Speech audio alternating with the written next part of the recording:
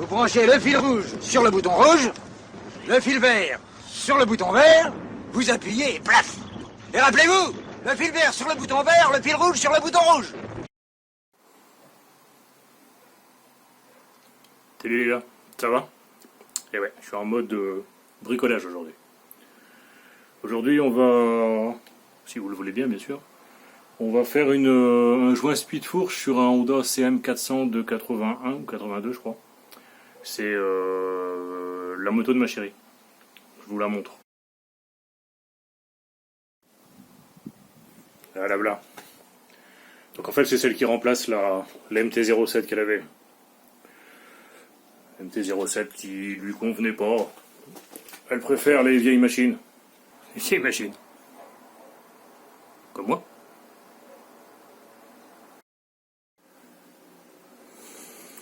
Donc, j'en ai fait un côté déjà, j'ai fait le côté droit. Je vois un speed est complètement mort. La première balade qu'elle a fait avec, elle est revenue, le lendemain il y avait de l'huile partout par terre. Donc du coup, démontage de la fourche, j'ai jamais fait, mais bon, on fait comme d'habitude, hein, on fait attention à ce qu'on fait, et puis ça avance. Il n'y a plus de roue à l'arrière non plus parce que pneus changés, les pneus étaient morts. Les pneus avaient 20 ans. Donc je viens de les récupérer. Voilà. Et il y aura 2 pneus neufs dessus. Sécurité. Bon allez, donc on démonte. Donc pour démonter ça, forcément on enlève la roue, on enlève l'étrier, le garde-boue il est fixé de chaque côté à l'intérieur des fourreaux ici là. Heureusement j'ai une béquille d'atelier pour le train avant, ça va nickel. On met ça là-dedans, bon, je me suis démerdé avec une douille parce que la moto est assez haute. Pour pouvoir la grimper. À l'arrière, elle a la béquille d'origine, béquille centrale, et à l'avant, béquille d'atelier que je me sers régulièrement pour cocotte là-bas. Et voilà, donc en fait il faut desserrer ici, on le dessert simplement. Ici il y a un cache Honda noir, hop, on l'enlève. On dessert ici aussi, ça il n'y a pas besoin de l'enlever, pour ça je fais fourreau par fourreau, comme ça tranquille. Ici il y a une vis, je la débloque avant de débloquer tout ça en fait. Je débloque là, c'est une clé de 27, le gros écrou là. Il faut l'enlever complètement pour sortir le tube parce qu'en fait c'est une collerette, ça vient poser par dessus. Donc, pour enlever le tube, il faudra enlever l'écrou en haut. Mais il y a un deuxième à l'intérieur, je vous ferai voir. Et après on peut sortir tout ça. Donc je l'enlève et je vous remonte juste après.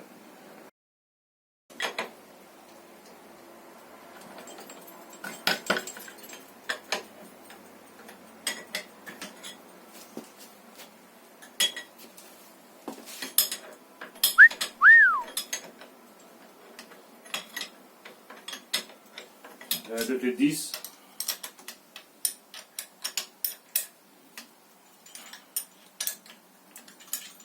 Okay. Des 12.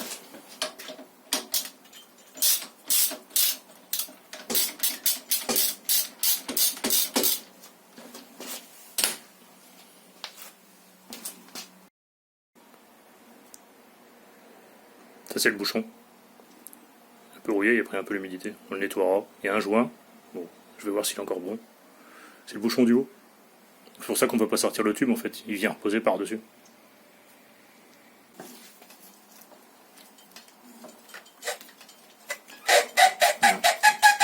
En faisant tourner, ça vient.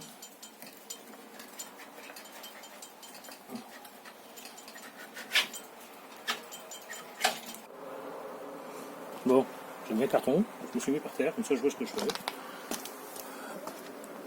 Un peu de star quand même, nettoyer. Donc ici, il y a, de ce côté-ci, il y a une espèce d'écrou. Une espèce d'écrou que je vais enlever au pétard. Avec ça, je ne sais pas si vous voyez. Voilà. C'est un hexagonal de 14. Donc on vient ici, dans le fond là. En fait, il y a le ressort après dedans. Donc on enlève ça. Et de l'autre côté, là-dedans, c'est du BTR de 6. Donc pour l'avoir à la main comme ça, ma cache. Donc ce que je fais, c'est que je prends le pétard. Ça c'est le cache-poussière, donc on va l'enlever. Juste à tirer dessus. Hop là.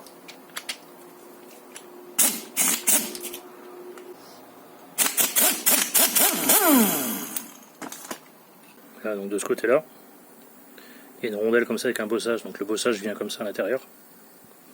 Et ça, par-dessus comme ça. C'est un petit peu chiant à remettre d'ailleurs. ça vient dans ce sens-là. Là, après, il y a le ressort là-dedans. Donc je vais enlever le ressort, on va vider un peu d'huile.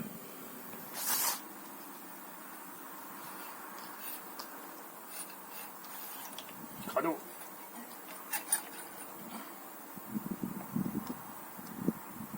Il ne reste pas grand-chose là-dedans. Plus la fuite qu'il y avait. Ah, je fais la même chose à l'autre bout. À l'autre bout, il y a la vis, là je vais l'enlever aussi avec le pétard.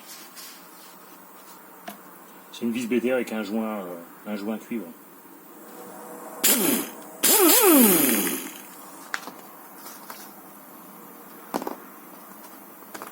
Le joint cuivre il est resté là.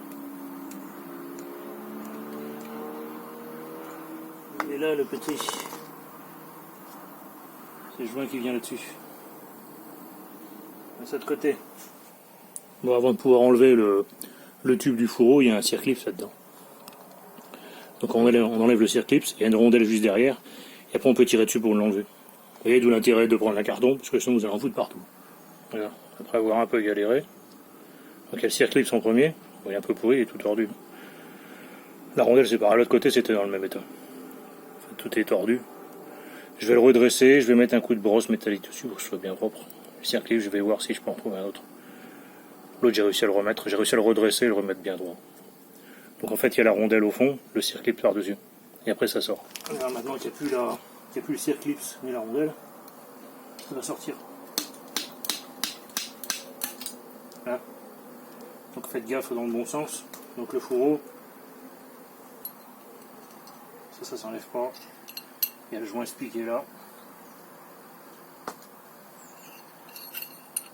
J'ai cette rondelle là dans ce sens là. Que je joins spi par dessus. Et tout en bas il y a cette bague là. Donc ça va dans ce sens là.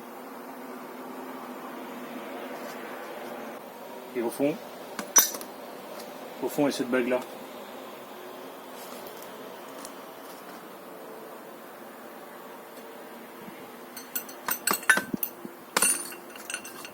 Et là-dedans, il y a ça. Donc il y a ça qui vient dedans, dans ce sens-là, dans le tube.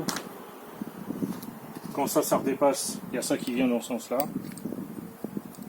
Et après, tout le reste là, et on remonte tout. Bon, allez, je nettoie tout ça en nettoyant un frein, et après on va pouvoir remonter.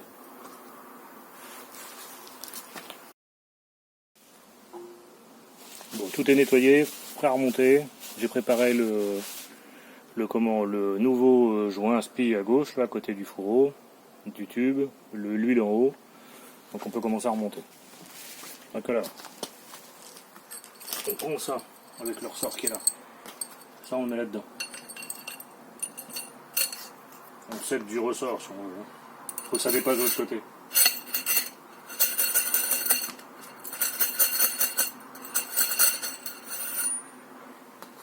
Là.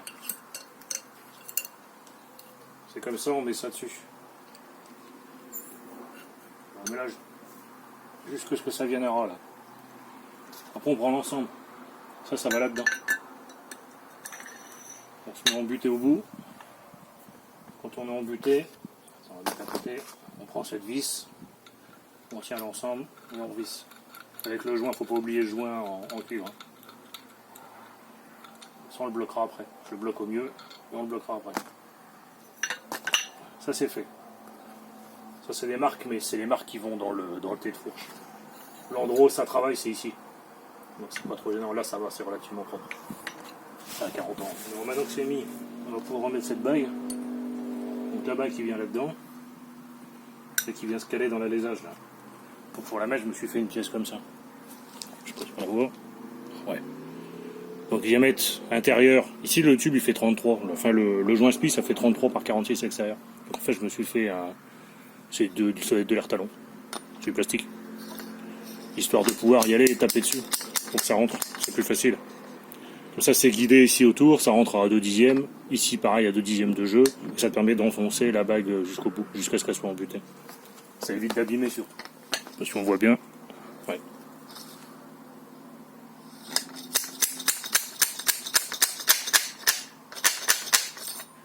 Comme sur la vidéo du FZ6, on l'entend au bruit. Au bruit, on sait qu'on est embuté. La rondelle, on voit bien. Ouais, la rondelle qui vient dans ce sens-là. Voilà. Au fond. Et après, le joint spi. Bon, le joint spi, on va préparer. Donc le joint spi vient dans ce sens-là. La marque, c'est Athena. J'ai trouvé ça sur, je crois que c'est sur eBay. Apparemment, c'est la bonne qualité. Donc le plein de ce côté-ci, le creux en dessous. Je le mets comme ça, moi. Donc, ce que je vais faire, c'est que je vais huiler un peu avec l'huile de foutre.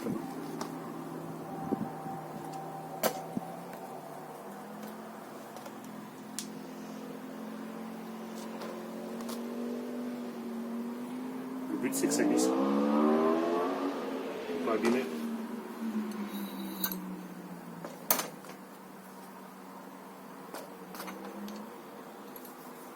Surtout là en haut là. Le but c'est que ça arrache pas le joint spi. Voilà. On met gentiment là-dedans. Tournez tout doucement, tranquille. En faisant gaffe avec la merde qu'il y a là.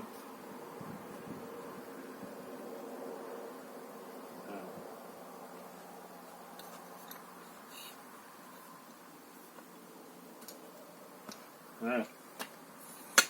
Le but c'est d'enfoncer ça. Pour le mettre, je vais me servir de ça, mais je vais aussi me servir de l'ancien joint spi. Donc ça c'est l'ancien joint spi du premier tube que j'ai nettoyé pour éviter de mettre de la merde partout. Donc ça on le met là-dedans. Comme ça on va taper sur lui, mais pas sur celui-là en fait. Je reprends ça, et le but c'est d'enfoncer mon joint spi, qui va rester dedans forcément, le plus loin possible embuté, pour pouvoir avoir la place pour mettre donc la rondelle et le circlips. Au moins, avec ça, on tape droit.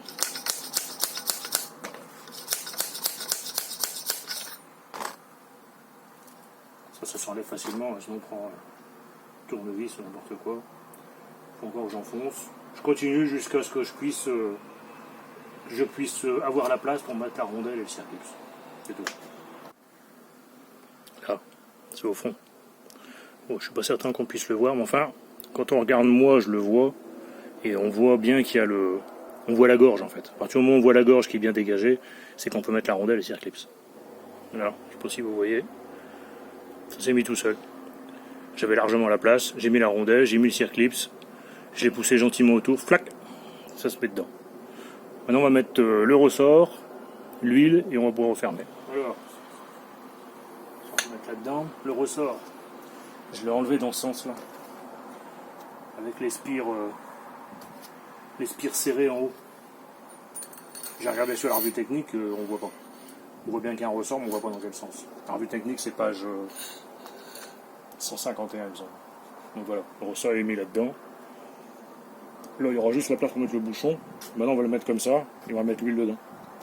Bon, l'huile, je me suis mis ça. En fait, c'est 14 centilitres. Il marque 14 cm3, ça fait 14 centilitres. Donc en fait, bon, j'avais rien. J'ai pris une bouteille d'eau pétillante, je crois. J'ai bien fermé le bouchon. Un bout de papier cache, je le mets bien à plat sur un endroit bien droit. Je remplis ici jusqu'à mon trait, 14, juste au-dessus, parce que bon, il va rester un petit peu dedans forcément. Et après, je prends mon tube, je le mets droit, et je verse gentiment.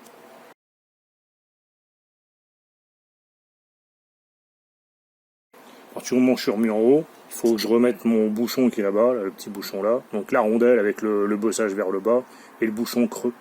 Donc c'est là où c'est un petit peu, on va dire, pas facile à mettre, parce qu'il y a la contrainte du ressort. Il n'y a pas grand-chose, mais il y a la contrainte du ressort. Donc en fait, il faut se faire aider de quelqu'un en tenant le tube. Moi, je vais me débrouiller en me calant, mais je vous explique comment faire. On tient le tube droit, il y a quelqu'un qui met la première rondelle, qui appuie dessus. Donc on met le fourreau en fait en appui par terre ou sur un bout de bois. On appuie dessus sur la rondelle du milieu, et après on met l'écrou, et on vient le serrer tout doucement. Et après, là, on va pouvoir le mettre avec la douille pour pouvoir le refermer. Là, 14. On ressort dedans.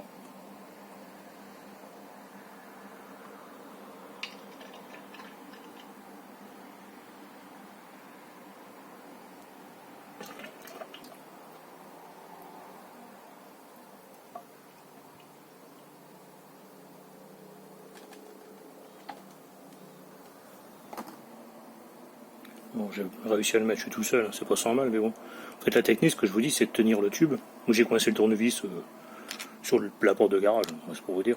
En fait, il faut appuyer au milieu. Là, j'ai réussi à le visser d'un tour ou deux. En fait, vous voyez, regardez, quand j'appuie au milieu, je sais pas si vous le voyez. En fait, il faut qu'il y en ait un qui appuie dessus et que l'autre il tourne l'écrou, histoire de tenir un tour, ça suffit, un tour ou deux. Et après, on reprend